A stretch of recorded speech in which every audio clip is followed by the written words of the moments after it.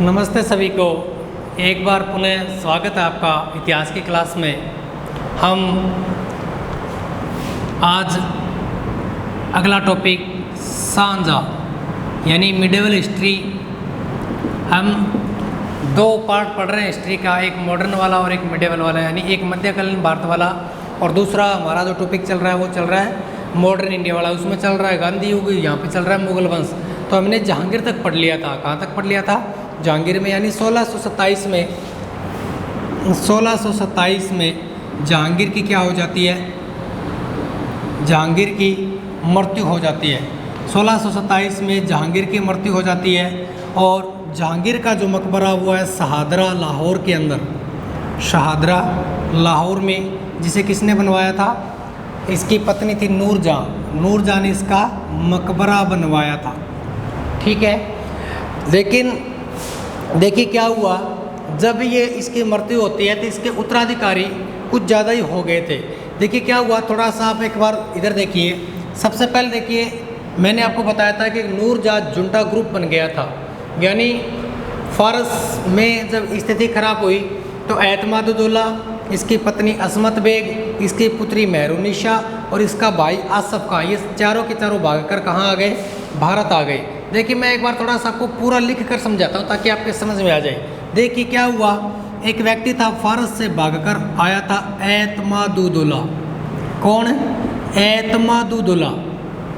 ठीक, दूसरा व्यक्ति इसकी पत्नी जिसका नाम है असमत बेग।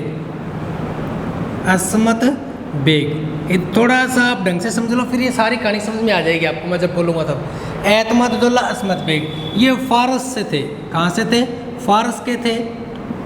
और वहाँ पर जब आक्रमण हो रहे थे बार बार, तो एतमादुद्दौला, असमत बेग ये अपने पुत्र आसफ खां, यानी इनका पुत्र था आसफ खां, और एक इनकी पुत्री थी मेहरुन्निसा। क्या नाम था? मेहरुन्निसा। मेहरुन्निसा, ये सारे के सारे भागकर कहाँ आ गए? कहाँ पर आ गए? भारत भाग गए। आसफ खां और मेहरुन्निसा की शादी कर रखी थी शेर अफगान के साथ। किसके साथ है? शेर अफगान के साथ। ठीक है, जब ये भारत में आए तो ये जहांगीर के दरबार में आते हैं। उस समय भारत में किसका राज था? जहांगीर का राज था। किसका राज था? जहांगीर का। तो हुआ क्या कि इनको जहांगीर ने अपने दरबार में रख लिया। कहाँ पे रख लिया? दरबार में।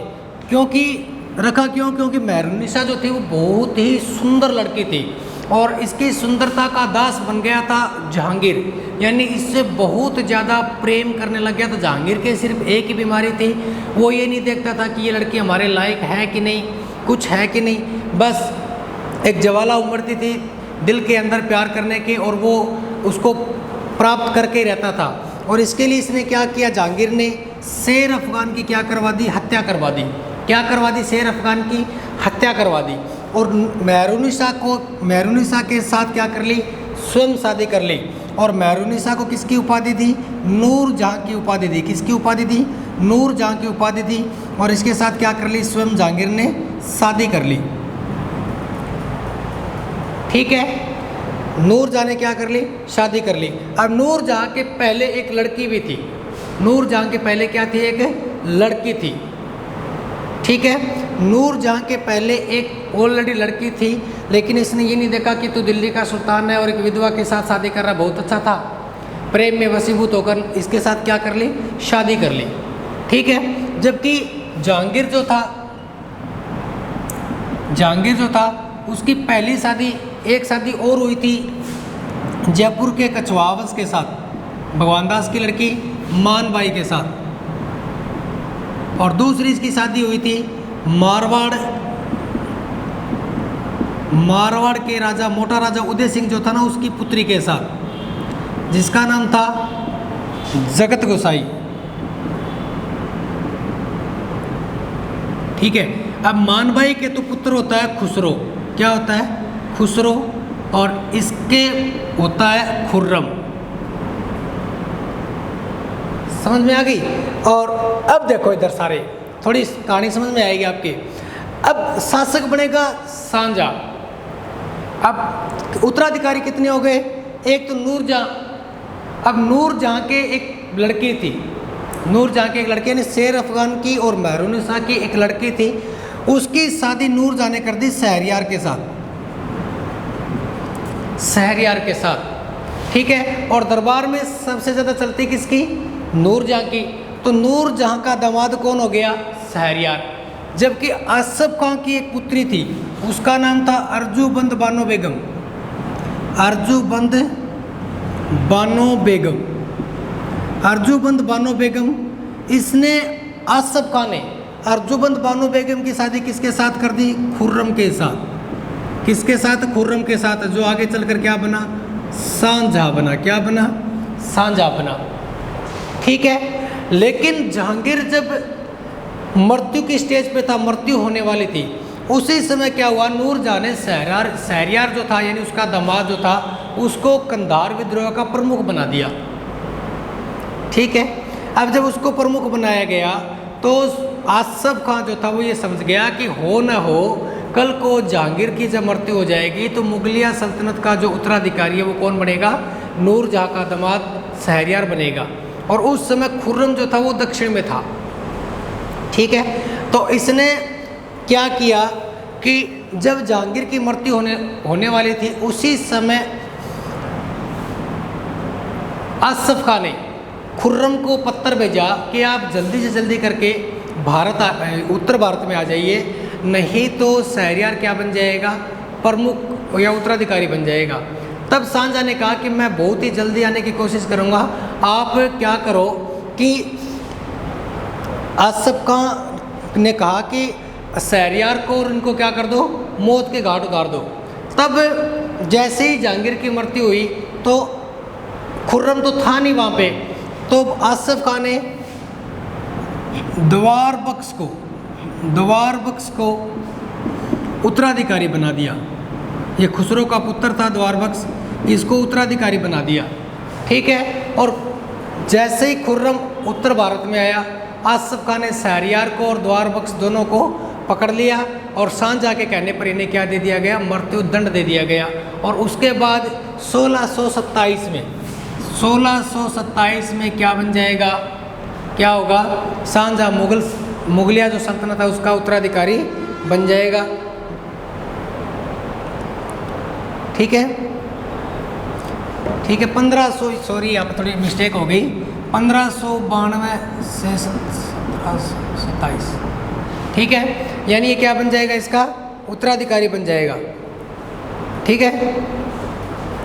1627 से 1658 ये इसका टाइम पीरियड रहेगा। वो 1527 इसका जन्मदिन था, ठीक है। यानी सन 1627 में इसकी क्या हो जाएगी? मृत्यु हो जाएगी जहांगीर की। और जहांगीर की मृत्यु के जस्ट बाद में 1627 से लेकर 1658 तक शाहजहां क्या रहेगा?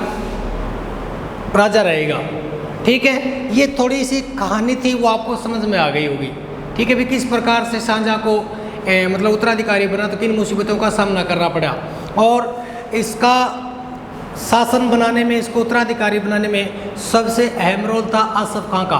तो शाहजहां ने जब अपना पद संभाला, जब ये राजा बना, तो आसफ खां को क्या बनाया? अपना वजीर यानी मंत्री बनाया, ठीक है। अब अपन इसके बारे में थोड़ा थोड़ा आगे पढ़ते, क्या क्या चीज़ें थी इनके बारे में। शाहजहां यानी शाहजहां जब राजा बना तो इसकी पत्नी का नाम था अर्जुबंद बानो बेगम। क्या नाम था इसकी पत्नी का?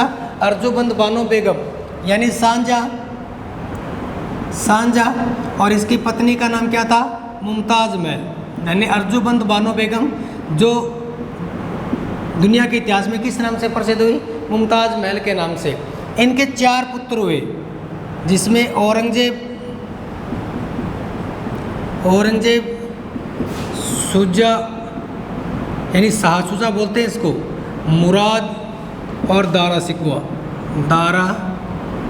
सिक्को है। 3 पुत्रियां थी, जहां आरा, रोशन आरा, गोहन आरा। देखिए इनकी कुल 14 संतानें हुई थी। यानी शाहजहां के और मुमताज़ महल के कुल कितनी संतानें हुई थी? 14 संतानें हुई थी। उन 14 संतानों में 4 तो पुत्र जीवित रहते हैं और 3 पुत्रियां जीवित रहती है। 4 पुत्रों में औरंगजेब, शाह शुजा, मुराद और दारा शिकोह है। जहां आरा, रोशन आरा व गोहन आरा, ये 3 उसकी पुत्रियां थी। शाहजहां का सबसे प्रिय पुत्र था दारा शिकोह और सबसे प्रिय पुत्री थी जहां आरा। ठीक है, ये इसकी बहुत ज़्यादा सेवा करते थे। और अकबर, यानी देखिए अकबर का बेटा जहांगीर और जहांगीर का बेटा था शाहजहां। ठीक है, यानी उससे पहले अगर हम देखें तो बाबर के बाद हुमायूं, ये इनका क्रम है। तो देखिए बाबर के बाद हुमायूं के बाद अकबर का सबसे प्रिय पोता था शाहजहां। यानी अकबर का सबसे प्रिय पुत्र हो गया ना, इसका ये पोता हो गया मतलब है। तो सबसे प्रिय पुत्र था। और आपको पता होगा कि मैंने आपको सबसे पहले बताया था, अकबर जब पढ़ा रहा था, कि अकबर के समय में जहांगीर ने विद्रोह कर दिया था। अनेकों प्रकार की गलतियां करेगा ये, यानी शराब पीने लग गया था, लाहौर में जाकर अपना अलग से दरबार बनवा लिया था। वीर सिंह बुंदल्ला के इसका जो मित्र था इसके कहने पर वो क्या कर देगा, अबुल फजल की हत्या कर देगा। तो अनेकों प्रकार की गलतियां जब की थी अकबर के समय, तो अकबर ने खुर्रम को ही, यानी शाहजहां क्या है, इसका सही नाम क्या है, खुर्रम को ही क्या बनाने की घोषणा की थी, उत्तराधिकारी बनाने की घोषणा की थी। भी जहांगीर तो बहुत निकम्मा है, तो मैं किसको बनाना चाहता हूँ, अपने पोते खुर्रम को। क्योंकि खुर्रम जो था वो बहुत कुशागर बुद्धि का था, बहुत तेज बुद्धि का था। और इसने अलग काल में, यानी छोटी उम्र में ही क्या किया था, किसने इतिहास, राजनीति विज्ञान, नीति शास्त्र आदि की शिक्षा ग्रहण कर ली थी। और इस छोटी उम्र में इसको 7000 मनसब व 5000 जात इसको दी गई थी। और सबसे बड़ी बात यह कि इसको हिसार व फिरोजा की जागीर दी गई। हिसार और फिरोजा की जब शाहजहां को जागीर दी गई तो ये बहुत ही बड़ी इसकी उपलब्धि थी, क्योंकि हिसार व जो फिरोजाबाद की जो जागीरें थी वो सिर्फ और सिर्फ युवराज को ही दी जाती थी। तो सबसे पहले किसको मिली थी, शाहजहां को मिली थी। किसको मिली थी, शाहजहां को मिली थी। अब शाहजहां ने क्या किया, इसकी 2 बड़ी उपलब्धियां थी। इसकी पहली जो उपलब्धि थी, नंबर 1 कि मेवाड़ को अपने अधीन करना, यानी शाहजहां की सबसे बड़ी उपलब्धि मेवाड़ को अपने अधीन करना। यानी देखिए शाहजहां जो था वो कुशागर बुद्धि का होने के कारण और ताकतवर होने के कारण, बल व विवेक दोनों का जब अच्छा कम्युनिकेशन ये कर लेता था, तो इसने, यानी सबसे पहले बाबर, जो कि बाबर ने सांगा के साथ लड़ाई की थी लेकिन एक तरह उसको हरा नहीं पाया था। उसके बाद हुमायूं तो बहुत ही कम समय के लिए शासक बना और उसने भी मतलब दुर्गावती और उसकी सहायता नहीं कर पाया। उसके बाद अकबर की आंख का सबसे बड़ा कांटा था महाराणा प्रताप।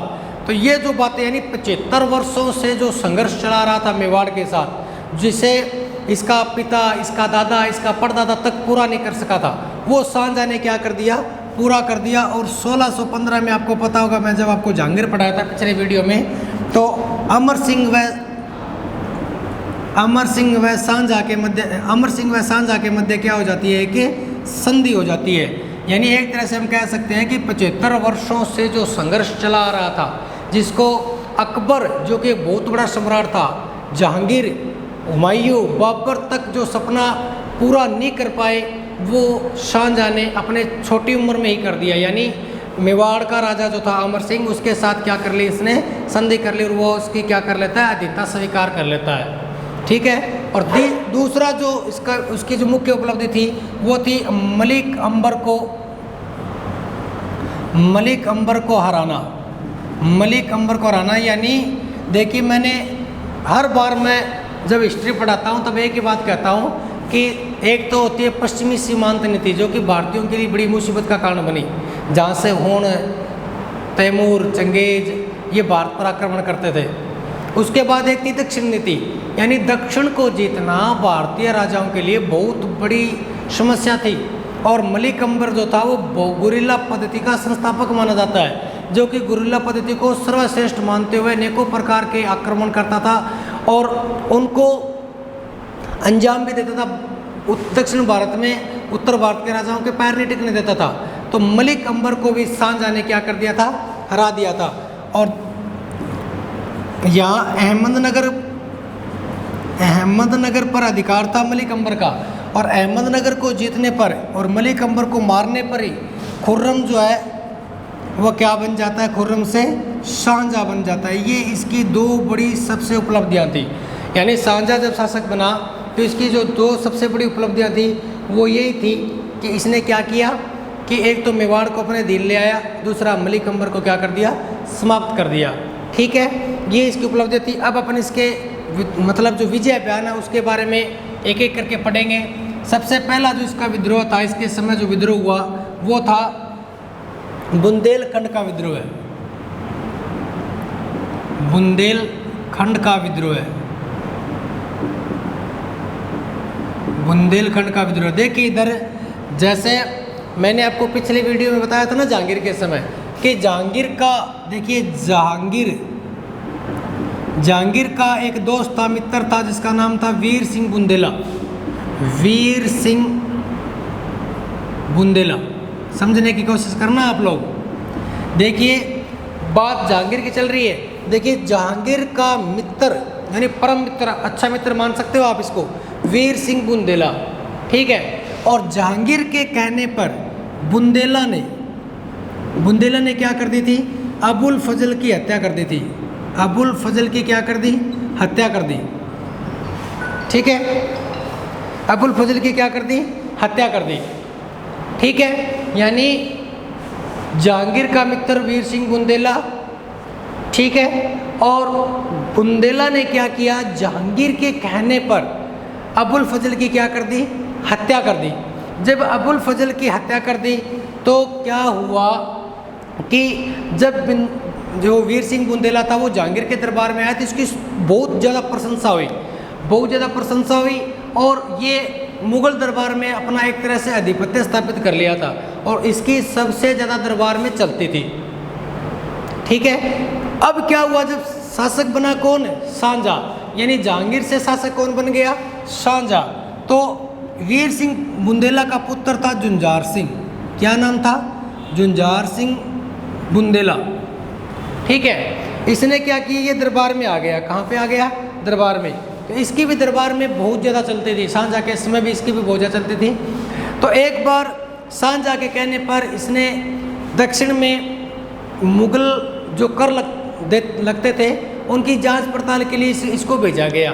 यानी शाहजहाँ ने इसको मुग़ल करों की जांच पड़ताल के लिए भेजा। ठीक है, तो वीर सिंह बुंदेला जो था इसका पुत्र जुंजार सिंह, ये अपने पिता की इस प्रकार की छवि को देखकर इसने ऐसा करने से क्या कर दिया, मना कर दिया। इस बात का पता जब शाहजहाँ को चला तो शाहजहाँ ने क्या किया, इसको एक अपने अलग हटाने का निर्णय लिया।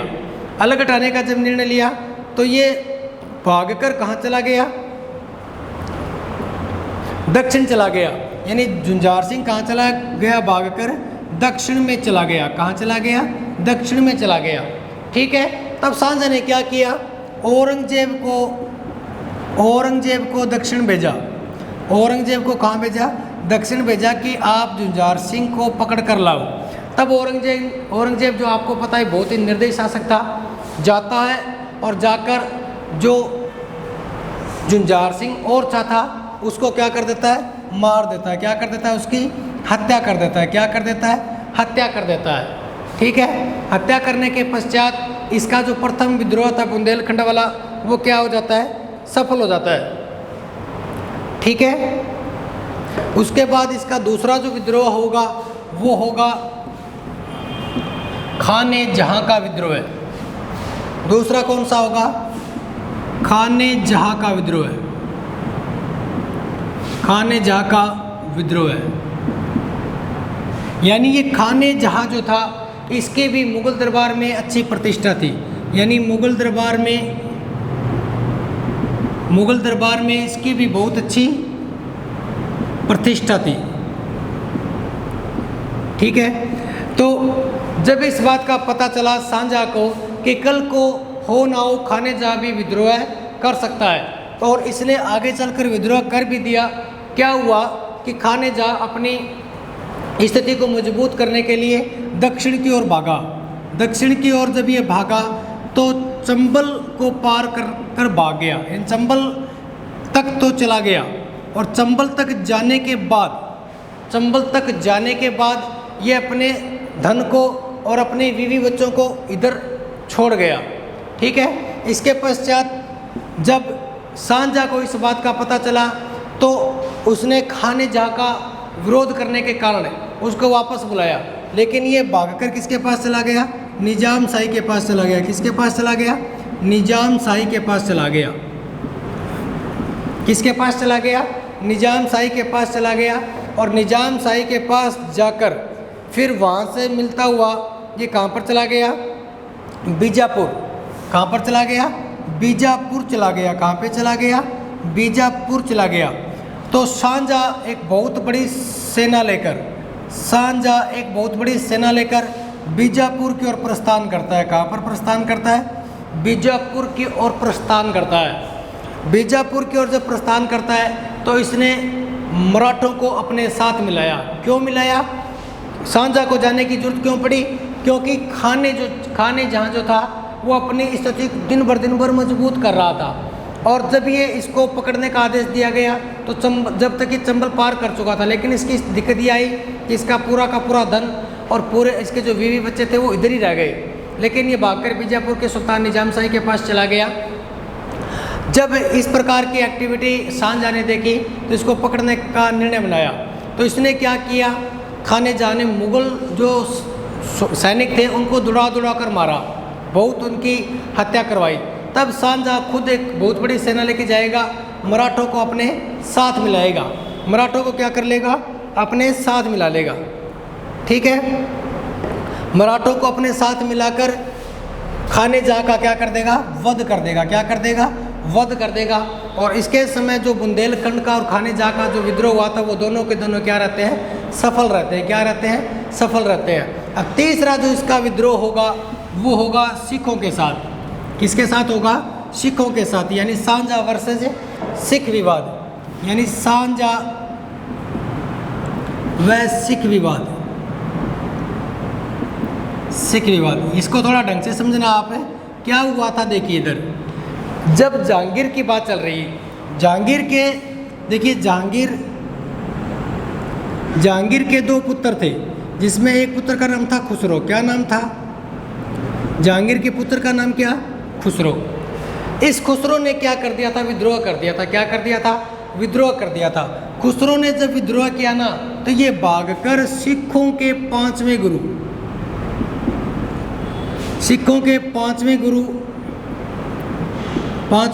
अर्जुन देव के पास चला गया। अर्जुन देव के पास चला गया, यानी सिखों के जो पांचवें गुरु थे अर्जुन देव उनके पास चला गया। अब क्या हुआ? पांचवें गुरु अर्जुन देव के पास जब ये चला गया ना तो वहां पर सिखों के पांचवें गुरु अर्जुन देव के पास चला गया। गुरु अर्जुन देव ने खुसरो को क्या दिया? आशीर्वाद दिया। किसका? आशीर्वाद दिया राजा बनने का। आशीर्वाद दिया राजा बनने का।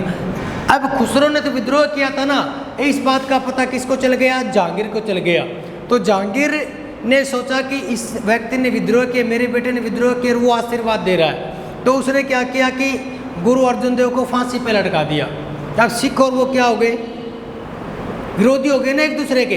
अब लड़ाई तो उस समय चल रही थी, लेकिन सांझा के समय क्या हुआ कि सांझा का एक प्रिय बाज था। सांझा का क्या था? प्रिय बाज था। और वो प्रिय बाज सांझा से उड़कर किसके पास चला गया? गुरु अर्जुन देव के पास। जो गुरु बने थे वो बने थे हरगोविंद सिंह। कौन बने थे? हरगोविंद सिंह के पास चला गया।